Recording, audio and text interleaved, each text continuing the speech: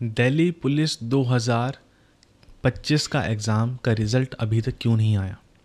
इतना ज़्यादा result delay होने के चांसेस क्या हैं, या फिर क्या रीज़न्स हैं कि जिसकी वजह से दिल्ली पुलिस का रिज़ल्ट इतना डिले हो रहा है? क्या दिल्ली पुलिस चाहती ही नहीं है कि वो फिज़िकल कंडक्ट करवाए, या फिर एसएससी नहीं चाहती है कि वो विद्यार्थियों को सही समय पर रिज़ल्ट ला करके दें? दोस्तों, मैं इस पूरे की पूरे मैटर के ऊपर रिसर्च कर रहा था, क्योंकि कई बार ऐसा होता है कि हम सोचते हैं कि डिपार्टमेंट के अंदर चीज़ें चल रही हैं, कुछ ऐसी चीज़ें चल रही हैं, बट कई बार डिपार्टमेंट हमारे ही हित के लिए कुछ काम करता है। ऐसा ही एक हित है ऑपरेशन गैंग बस्ट। आप में से अधिकतर लोग ऐसे होंगे जो कि दिल्ली पुलिस के एग्ज़ाम की तैयारी कर रहे होंगे, और वो लोग अपने रिज़ल्ट का वेट कर रहे होंगे। बट दोस्तों, आपको इस बात को नहीं पता कि आपके रिज़ल्ट को लॉन्च करने के लिए सिर्फ़ और सिर्फ एसएससी ही मेहनत नहीं करता है, उसके पीछे आपकी दिल्ली पुलिस भी जुड़ी हुई है, पूरी की पूरी अपनी एफ़र्ट लगा रही है कि किस तरीके से वो उन लोगों को पकड़े जो कि विद्यार्थियों के जीवन के साथ खेलते हैं।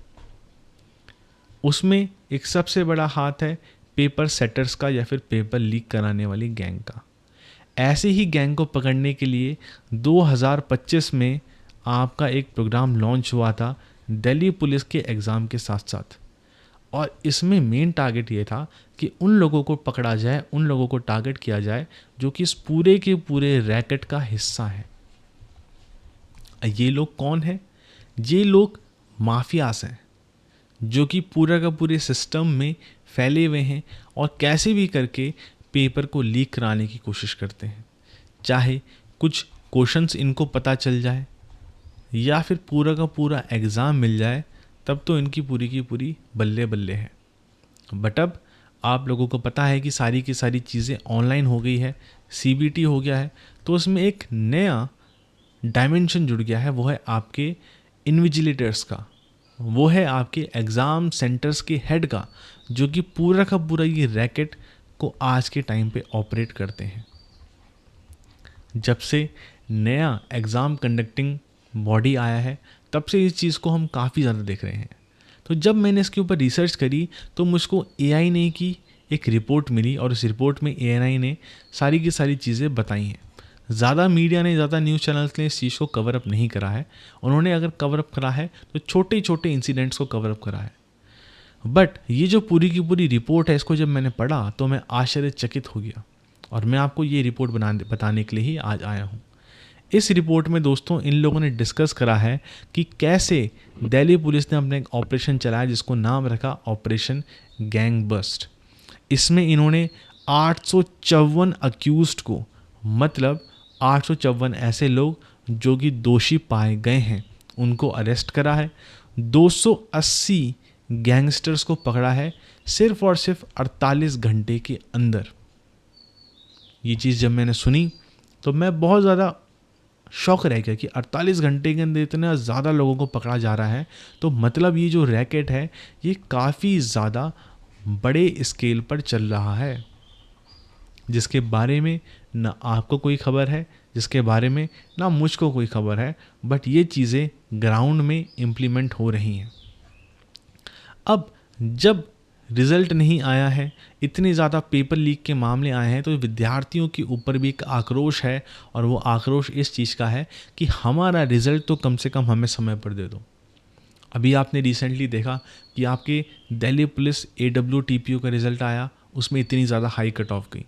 हम कट ऑफ हाई जाने को जस्टिफाइड इस तरीके से नहीं कर सकते कि विद्यार्थी पढ़ने वाले हैं, हम जस्टिफाइड इस तरीके से नहीं कर सकते कि वैकेंसीज़ कम हैं।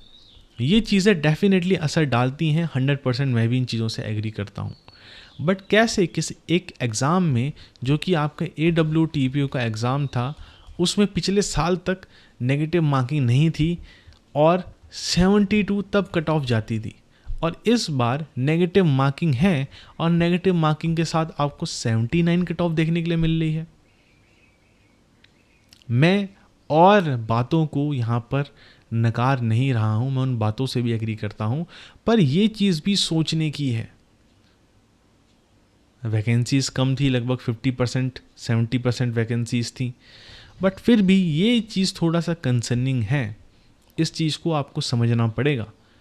अगर ऐसे ही हम इन चीज़ों को जस्टिफाइड करते रहेंगे रीजंस के साथ, एक्सक्यूजेस के साथ, तो कल को ये कट ऑफ 99 मार्क्स पर भी पहुंच जाएगी। दिल्ली पुलिस के एग्ज़ाम में इस बार ऐसे अभ्यर्थी भी हैं जिन्होंने 100 में से 100 मार्क्स किए हैं, और ये बात आप भी जानते हैं, मैं भी जानता हूँ, और ऐसा ऑफिशियल रिकॉर्ड और डेटा है। जो टीचर जीएस पढ़ा रहे हैं वो टीचर भी कहते हैं कि वो 100% क्वेश्चन सॉल्व नहीं कर सकते। मैं मानता हूँ कि किसी का दिन अच्छा गया हो, 95, 90, 99% की एक्यूरेसी, बट 100 लाने वाले व्यक्ति अगर कोई ऐसा है तो उसको सीजीएल जैसे एग्जामिनेशन की तरफ जाना चाहिए, जहाँ पर उसका अच्छा खासा स्कोर आ जाएगा, वो लेवल 6 की, लेवल 7 की जॉब ले सकता है। वो कहाँ दिल्ली पुलिस कांस्टेबल की तरफ देख रहा है। बट फिर जब ये आक्रोश विद्यार्थियों का बढ़ा, क्योंकि अभी तक 4 महीने से ऊपर हो गए हैं, रिजल्ट नहीं आया है, उसके बाद जब हमने इस रिपोर्ट को पढ़ा और पता चला कि 280 गैंगस्टर्स करीबन पकड़े गए हैं, 854 अक्यूज्ड लोग हैं और 6400 सस्पेक्ट्स को बुलाया गया है वेरिफिकेशन के लिए और क्वेश्चनिंग करने के लिए। 6400 सस्पेक्ट्स, इसमें से जो अधिकांश सस्पेक्ट्स हैं वो आपके स्टूडेंट्स हैं, क्योंकि इन लोगों को ट्रेस कर दिया गया। ये वो लोग हैं जिनका डेटा ऑफलाइन माध्यम से पता चला है। बट ऐसे बहुत सारे लोग हैं जिन्होंने टेलीग्राम चैनल्स के माध्यम से पेपर्स को लीक करवाया है, पेपर्स को ख़रीदा है। ऐसे बहुत सारे लोग हैं। वो लोग, टेलीग्राम वाले जो लोग हैं, they are untrackable, untraceable, because Telegram start ही आपका इलीगल एक्टिविटीज़ के लिए हुआ था। ये बात आप में से काफ़ी लोग अगर नहीं जानते तो आप जान लीजिए, टेलीग्राम एक वर्ल्ड का ऐसा एप्लीकेशन है जो कि बहुत ज़्यादा इलीगल एक्टिविटीज़ के लिए जाना जाता है। लगभग 9000 पुलिस वाले ऐसे थे जो कि इस पूरी के पूरे मिशन में शामिल हुए और इन्होंने 48 घंटे के अंदर अपनी जी जान लगा दी इस पूरे के पूरे मिशन को सक्सेसफुल करने के लिए। ऐसा नहीं है कि गैंग्स छोटी मोटी हो, नहीं, इन गैंग्स में दोस्तों आपके लगभग 300 हथियार पकड़े गए और 130 एमुनिशन के जो राउंड्स, मतलब बुलेट्स होती हैं, वो पकड़ी गई। लगभग 25 लाख का जो कैश है वो ऑन द स्पॉट पकड़ा गया पूरे के पूरे 48 घंटे के अंदर। और उसके बाद सीनियर जो ऑफिसर्स हैं वो कंटिन्यूसली आज भी स्ट्राइक कर रहे हैं कि कैसे भी करके कुछ लोग हमको मिल जाए जो कि पेपर लीक से रिलेटेड हों और हम थोड़ा बहुत तो जस्टिस लोगों को दे पाएँ। ये जो पूरा का पूरा रैकेट है, ये इसमें आपके कुछ कोचिंग सेंटर्स शामिल हैं, इसमें आपके कुछ सेटिंग्स के जो गैंग्स हैं वो शामिल हैं, आपके जो एग्ज़ाम सेंटर्स होते हैं वो भी इसमें शामिल हैं।